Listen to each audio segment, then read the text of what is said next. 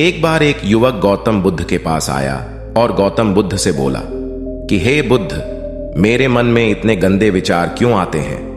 मैं नहीं चाहता कि मेरे मन में गंदे विचार आए, पर मेरे मन में हमेशा काम वासना के विचार चलते रहते हैं और मैं इनके बारे में सोच सोच कर बहुत परेशान हूं। मेरी ऊर्जा और समय यह सब सोचने में ही नष्ट हो जाती है और इन सब के विचारों की वजह से मैं कभी भी शांत नहीं रह पाता और मैं हमेशा ही स्त्रियों को देखकर मोहित हो जाता हूं। इन विचारों को अपने आप को रोक ही नहीं पाता। बुद्ध मुस्कुराए और उन्होंने उस युवक से पूछा, क्या तुम्हें पता है यह काम वासना होती क्या है? फिर लड़के ने उत्तर दिया और कहा, बुद्ध, मैं यह तो नहीं जानता कि काम वासना होती क्या है, पर हां, यह जो भी है बहुत बुरी चीज है। फिर बुद्ध ने उस युवक से कहा कि सबसे पहले तो तुम्हें यह समझना है कि प्राकृतिक रूप से जो भी चीज हमारे अंदर है वह बुरी नहीं है। हमारे जीवन में उसकी कुछ ना कुछ जरूरत है। वासना कोई बुरी बात नहीं है। यह तो हमारे मन की एक भावना है जो हमें किसी ना किसी चीज की कमी का एहसास करवाती है और फिर हम उस चीज को पाने के लिए उस चीज की तरफ आकर्षित हो जाते हैं। जैसे अगर तुम्हारे पास धन की कमी है तो तुम में धन पाने की वासना उत्पन्न हो जाएगी। तो वासना कुछ और नहीं, बस एक प्रकार की कमी है जो कि एक प्रकार की जरूरत का एहसास है। और जब यह जरूरत शारीरिक हो तो हम इसे काम वासना का नाम देते हैं।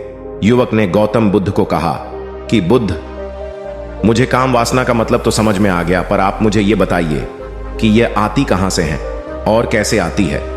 गौतम बुद्ध ने कहा कि काम वासना कहीं से आती नहीं है, यह तो हमारे अंदर ही होती है और इसका होना तो जरूरी भी है, तभी तो मानव जाति का विस्तार होगा। युवक ने कहा, जब यह हमारे अंदर ही है और जरूरी भी है तो फिर लोग इसे गलत क्यों बोलते हैं? बुद्ध ने कहा कि यही तो समस्या है। लोगों ने काम वासना को गलत तरीके से सोच लिया है। इसे छिपाने की, दबाने की कोशिश करते हैं। काम वासना गलत नहीं है, बल्कि काम वासना का गलत तरीके से प्रयोग करना गलत बात है। लोग जिससे प्रेम करते हैं बस उसी के लिए जीने लग जाते हैं, उसे पाना ही अपना लक्ष्य बना लेते हैं और उसी के बारे में हमेशा सोचते रहते हैं, पर यह सब गलत है। बुद्ध ने युवक से कहा, क्या तुम्हें पता है जानवरों में भी काम वासना होती है? युवक ने उत्तर दिया, हां बुद्ध, जानवरों में भी काम वासना होती है, क्योंकि जानवर भी तो आखिर अपनी पीढ़ी को आगे बढ़ाएंगे। बुद्ध ने कहा, तो फिर हम जानवरों की काम वासना को गलत क्यों नहीं कहते? युवक ने कहा, मुझे नहीं पता महात्मा, आप ही मुझे बताइए। गौतम बुद्ध ने कहा कि जानवर अपनी काम वासना का प्रयोग आनंद प्राप्ति के लिए नहीं करते, वह तो सिर्फ संतान उत्पन्न करने के लिए ही काम वासना का उपयोग करते हैं। जानवरों को प्रकृति ने इतनी समझ नहीं दी कि वह काम वासना को अपने सुख का आधार बना सके, जबकि मनुष्य अपनी समझ के बलबूते पर प्रकृति में पाई जाने वाली प्रत्येक वस्तु को अपने सुख के लिए प्रयोग करता है। हम इंसानों ने ही काम वासना को अपने सुख का साधन बना लिया है, जबकि प्रकृति ने तो हमें अपने वंश को आगे बढ़ाने के लिए दिया था, लेकिन इंसानों ने इसे अपने जीवन का परम लक्ष्य बना रखा है और इस तरह से काम वासना का भी लगाम हो जाना गलत है। युवक ने पूछा, महात्मा जी, ये काम वासना हम पर हावी क्यों होती है? तब गौतम बुद्ध ने कहा कि सुनो, अब जो मैं तुम्हें बताऊंगा उसे तुम ध्यानपूर्वक सुनना। काम वासना का सारा खेल तुम्हें समझ आ जाएगा, तुम्हें तुम्हारे सारे सवालों का जवाब मिल जाएगा। बस तुम्हें ध्यान से सुनकर समझना है। एक बार की बात है, एक आश्रम में गुरु और उनके शिष्य रहा करते थे, जो रोजाना आश्रम के बाहर स्थित गांव में भिक्षा लेने के लिए जाते थे। उस आश्रम का एक शिष्य जिस गांव में भिक्षा लेने जाता था, उस रास्ते में एक नदी पड़ती थी। एक दिन उसने देखा कि एक लड़का पेड़ के पीछे छिपा है। वह उस लड़के के पास गया और उससे जाकर बोला, भाई, तुम इस पेड़ के पीछे छिपकर क्या देख रहे हो? लड़के ने कहा, अरे तुझे नहीं दिख रहा कि मैं क्या देख रहा हूं? तब शिष्य ने नदी की तरफ देखा तो वहां पर कुछ लड़कियां पानी भर रही थीं। वो लड़कियां 14-15 साल की होंगी। तब उसने उस लड़के से कहा, अरे भाई, वहां पर तो लड़कियां पानी भर रही है, इसमें छिप कर देखने वाली क्या बात है? तब वो लड़का शिष्य की तरफ देखकर उससे कहता है, अरे पागल, तुम्हें दिखाई नहीं दे रहा कि कैसे यह परियां नदी से पानी निकाल रही है? जरा उनकी अदाओं को तो देखो, उनके कोमल शरीर को देखो, उनकी पतली कमर को देखो, और उनके बाल उनकी कमर पर कैसे लहरा रहे हैं, मानो सुंदरता बिखरी पड़ी हो। शिष्य ने फिर नदी की तरफ देखा और इस बार वह इससे देखता ही चला गया। उसे किसी भी बात का कोई डर नहीं था, लेकिन अब वो छिपने लगा और उन लड़कियों को देखने लगा। और जब वो छिपकर उन लड़कियों को देख रहा था, तभी वह अचानक अंदर से कांप गया और उसने कहा कि यह मैं क्या कर रहा हूं, मैं जो कर रहा हूं वह सही नहीं है, मुझे यहां से चले जाना चाहिए। और फिर वह जल्दी से वहां से चला गया। वो आश्रम पहुंच जाता है। आश्रम जाकर वो अपने कार्यों में लग गया, लेकिन जो अब भी वह देख कर आया था वहीं उसकी आंखों के सामने बार बार आ रहा था। उसके मन में वही दृश्य चल रहा था। उसके मन में वही सब कुछ देखने के लिए लड़ाई हो रही थी। उसका किसी भी काम में मन नहीं लग रहा था। सुबह होते ही वह रोज जल्दी ही भिक्षा के लिए आश्रम से निकल जाता और उस नदी के पास वाले पेड़ के पास जाता, और जहां पर वह लड़का पहले से मौजूद रहता था, उस लड़के के साथ मिलकर लड़कियों को छुप छुप कर देखता था। अब वह रोज ऐसा करने लग गया। यह उसके रोज का काम हो गया।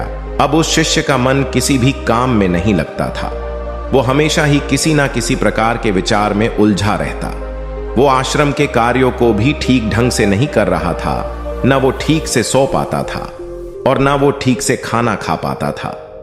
उसका मन बेचैन सा रहता था। उसका मन बार बार उन लड़कियों के सौंदर्य को देखने के लिए तरसता था। जब गुरु शिक्षा देते तब भी उसका मन कहीं और विचारों में खोया रहता था। गुरु ने अपने शिष्य की इन हरकतों को जान लिया था। तब एक दिन गुरु ने शिष्य को अपने पास बुलाया और कहा कि आज से मैं भी तुम्हारे साथ भिक्षा मांगने चलूंगा। तुम और मैं साथ साथ भिक्षा मांगने चलेंगे। तभी शिष्य गुरु को मना करते हुए बोला, नहीं गुरुदेव, आप परेशान क्यों हो रहे हो? मैं अकेला ही ठीक से भिक्षा मांग सकता हूं। गुरु ने शिष्य से कहा कि ठीक है, तुम अकेले ही भिक्षा मांगने जाओ। शिष्य तुरंत वहां से भिक्षा मांगने के लिए निकल गया। उसके जाने के बाद गुरु भी आश्रम से निकल गए और शिष्य का पीछा करने लगे कि वो कहा जाता है, किससे मिलता है। यह सब देखने के लिए उसके पीछे पीछे चलने लगे। थोड़ी दूर जाने के बाद गुरु ने देखा कि उनका शिष्य एक लड़के के साथ एक पेड़ के पीछे अपराधी की तरह छिपा हुआ है और छिपकर कुछ देख रहा था। गुरु भी अपने शिष्य के पीछे जाकर खड़े हो गए कि आखिर उनका शिष्य क्या देख रहा है, जिसे देखने के लिए वो पेड़ के पीछे अपराधियों की तरह छिपा पड़ा है। गुरु ने देखा कि उनका शिष्य पेड़ के पीछे छुपकर लड़कियों को देख रहा था जो कि नदी से पानी भर रही थी। तभी गुरु ने शिष्य को कहा कि तुम क्या देख रहे हो? अपने गुरु की आवाज सुनकर वह शिष्य घबरा गया और उसके पसीने छूटने लगे। वह थर थर कांपने लगा, जैसे किसी चोर को चोरी करते समय रंगे हाथों पकड़ लिया हो। उसकी हालत खराब हो गई। वो कुछ भी नहीं बोल रहा था। उसके मुंह से कुछ टूटे फूटे शब्द भी बाहर निकल रहे थे। वो अपने गुरु से नजर भी नहीं मिला पा रहा था। गुरु ने शिष्य की तरफ देखा और कहा कि मेरा शिष्य तो निडर था, उसे तो किसी भी चीज का डर नहीं था, लेकिन यह क्या तुम तो डर के मारे कांप रहे हो? शिष्य ने गुरु से कहा कि मुझे माफ कर दो गुरुदेव, मेरा इसमें कोई दोष नहीं है। उस लड़के ने मुझे बहका दिया था, लेकिन आपसे मैं वादा करता हूं कि आज के बाद मैं ऐसा कभी दोबारा नहीं करूंगा। मुझे माफ कर दो गुरुदेव। गुरु ने शिष्य से कहा कि कोई बात नहीं, पर इस बात का तुम ध्यान रखना कि हम जैसी संगति करते हैं वैसा ही फल हमें प्राप्त होता है। उसके विचार हमारे अंदर प्रवेश करते हैं, इसीलिए अच्छी संगति करो जिससे तुम्हारे अंदर अच्छे विचारों का प्रवेश हो। फिर गुरु और शिष्य आश्रम लौट आए और फिर से आश्रम के कार्यों पर ध्यान देने लगे। उसने उस रास्ते को छोड़ दिया और दूसरे रास्ते से जाने लगा। वो अपने काम को ध्यान से करता, लेकिन धीरे धीरे उसके अंदर क्रोध उत्पन्न हो गया और फिर वो दूसरों पर क्रोध करने लगा और बेचैन रहने लग गया। अब वो सही समय पर भोजन भी नहीं करता था। वो भोजन भी बहुत कम खाता था। एक रात गुरु शिष्य के पास आए और उसे बोले कि अब तक तुमने कितनी बार अपना वादा तोड़ दिया। यह सुनकर शिष्य अपने गुरु के चरणों में गिर गया और रोने लगा।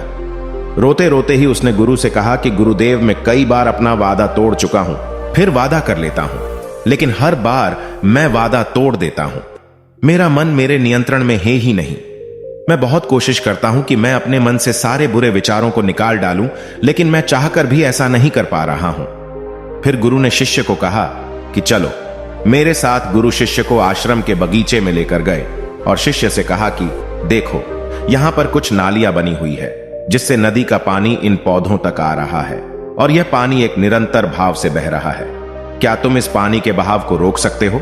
शिष्य ने कहा कि हां गुरुदेव, मैं इस बहाव को रोक सकता हूं। फिर शिष्य ने मिट्टी उठाकर उस नाली में डाल दी। वो पानी थोड़ी देर के लिए रुक गया और फिर थोड़ी देर बाद उस मिट्टी के ऊपर से पानी बह गया। गुरु ने शिष्य से कहा, अरे ये क्या, ये तो पानी रुका ही नहीं। फिर शिष्य ने कुछ कंकड़ पत्थर उठाकर उस नाली में डाल दिए और फिर थोड़ी देर के लिए पानी रुक गया। लेकिन फिर थोड़ी देर बाद ही उन कंकड़ पत्थर के ऊपर से पानी निकल आया। फिर गुरु ने कहा कि यह क्या हुआ, पानी तो फिर से बह गया। तुम तो बोल रहे थे कि तुम इसे रोक दोगे। क्या हम किसी काम को रोकना चाहे तो क्या हम उसे रोक नहीं सकते?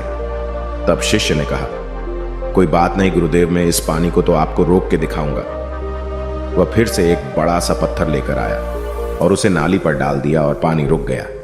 तब गुरु से कहा कि देखा गुरुदेव, मैंने कहा था ना कि पानी को मैं रोक दूंगा। मैंने पानी को रोक दिखाया। आपकी बात मैंने पूरी कर दी। गुरु मुस्कुराए और बोले, अच्छा जरा ध्यान से देखो, पानी रुक गया।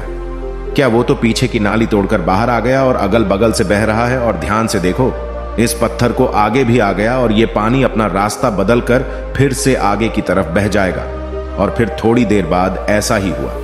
फिर गुरु ने शिष्य को समझाया कि तुम्हारे साथ भी तो ऐसा ही चल रहा है। तुम बार बार प्रयास कर रहे हो, बड़े से बड़ा प्रयास कर रहे हो, पर हर बार तुम्हारा प्रयास टूट रहा है और यह हमेशा टूटता ही रहेगा। तुम कितना भी बड़ा पत्थर रख लो, लेकिन पानी तो अपना रास्ता बना ही लेगा। यह सब देखकर गुरु से कहा कि हे गुरुदेव, क्या कोई तरीका नहीं है जिससे मैं गंदे विचारों से बाहर निकल सकूं और यह मेरे मन में आए ही नहीं?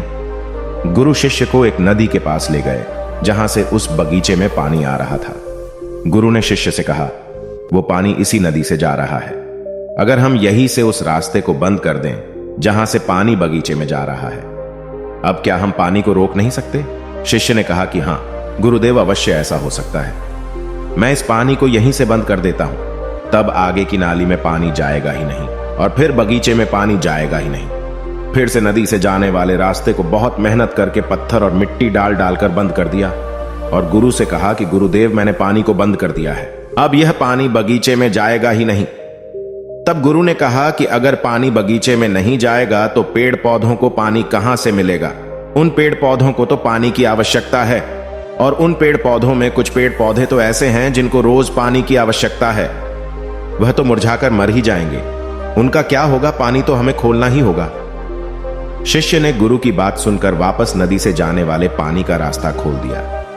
तब गुरु ने शिष्य से पूछा कि अगर हम इस नदी के पूरे पानी को बगीचे की तरफ मोड़ दे तो क्या होगा? तब शिष्य ने जवाब दिया कि गुरुदेव, वहां पर जितने भी पेड़ पौधे हैं वो गलकर नष्ट हो जाएंगे, वहां पर कुछ नहीं बचेगा।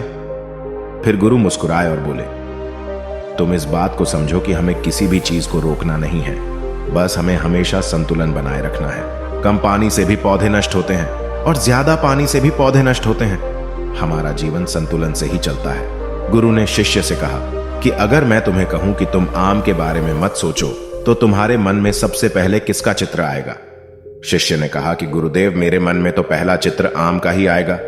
गुरु ने कहा कि जब हम गंदे विचारों को जबरदस्ती रोकने का प्रयास करते हैं तो वह और मजबूती के साथ हमारे अंदर प्रवेश करते हैं और ज्यादा हमारे अंदर उठते हैं। इसीलिए हमें उन्हें कभी भी दबाने की कोशिश नहीं करनी चाहिए। फिर गुरु ने शिष्य को जाते हुए कहा कि हमारे गंदे विचार बुरे लोगों की संगति करने की वजह से भी आते हैं। कई बार क्या होता है कि कामुकता हमारे अंदर होती नहीं है, लेकिन कुछ अश्लील लोगों के साथ रहने की वजह से यह हमारे अंदर हावी हो जाती है। फिर शिष्य ने कहा कि गुरुदेव, आप सही कह रहे हैं, मैं अपने मार्ग से भटक गया था। फिर वो शिष्य उस रात बहुत ही चैन की नींद सोया। सुबह अपने कार्यों को पूरे मन से किया और फिर सुबह वो भिक्षा लेने के लिए उसी रास्ते से गया जहां वह लड़का आज भी पेड़ के पीछे छुपकर उन लड़कियों को देख रहा था। वो शिष्य नदी पर गया जहां वह लड़कियां पानी भर रही थीं। उसने उन लड़कियों से पानी मांगा। उन लड़कियों में से एक लड़की ने उसे पानी पिलाया और उस सन्यासी शिष्य के चरण छुए। शिष्य ने उसे आशीर्वाद दिया कि तुम्हारा कल्याण हो। उसका मन सकारात्मक ऊर्जा से भर गया। उसके चेहरे पर मुस्कान आ गई थी, जैसे कि उसे कुछ खोया हुआ वापस मिल गया हो। वह वापस अपने रास्ते से जाने लगा। तभी पीछे से वह लड़का आ गया जो पेड़ के पीछे छुपा हुआ था। वह शिष्य के पास आया और बोला कि क्या बात है, आज तो तुमने नजदीक से दर्शन कर लिए, तुम तो मुझसे भी आगे निकले। तब शिष्य ने कहा कि हम हमेशा दूसरे के दर्शन करने में ही व्यस्त रहते हैं, अपने दर्शन कर ही नहीं पाते। तुम कब तक इस पेड़ के पीछे छुपते रहोगे? किसी को पसंद करते हो तो उससे बोल दो, अगर वो भी तुम्हें पसंद करती है, और शादी कर लो। पर उससे पहले तुम कुछ बन जाओ तथा अपने आप को पहचान लो। ऐसे अपना समय बर्बाद मत करो। फिर वह लड़का रोज उससे मिलने लगा और उस लड़के ने नदी पर जाना छोड़ दिया। और फिर वो लड़का अपने जीवन में कुछ बनने के लिए संघर्ष करने लगा। तो तुमने देखा संगति का असर क्या होता है। अपनी संगति बदलो, अपने विचार बदलो। बुद्ध ने युवक से पूछा कि क्या तुम्हें तुम्हारे सारे सवालों का जवाब मिल गया? तब युवक ने कहा कि हां महात्मा जी, आपका बहुत बहुत धन्यवाद। तब गौतम बुद्ध ने युवक से कहा कि जब तुम्हारे मन में गंदे विचार आए तब आप अपने आप को दोषी मत मानो। यह शरीर है और यह सब इसमें हजारों वर्षों से सीखा है। यह केवल तुम्हारे सोच लेने से, शपथ लेने से यह टूटने वाला नहीं है, लेकिन तुम्हारे पास वो शक्ति है और वो ऊर्जा है जिसका तुम्हें संतुलन बनाए रखने के लिए उपयोग करना है। तुम एक जीवित ऊर्जा हो जो कुछ भी अनुभव करने के लिए स्वतंत्र हो, जो कुछ निर्माण करने के लिए स्वतंत्र हैं। इसीलिए तुम अपने आप को पहचानो। दोस्तों, आपको यह कहानी कैसी लगी हमें कमेंट करके जरूर बताना, और ऐसी ही और कहानियों के लिए सब्सक्राइब का बटन जरूर से दबा देना।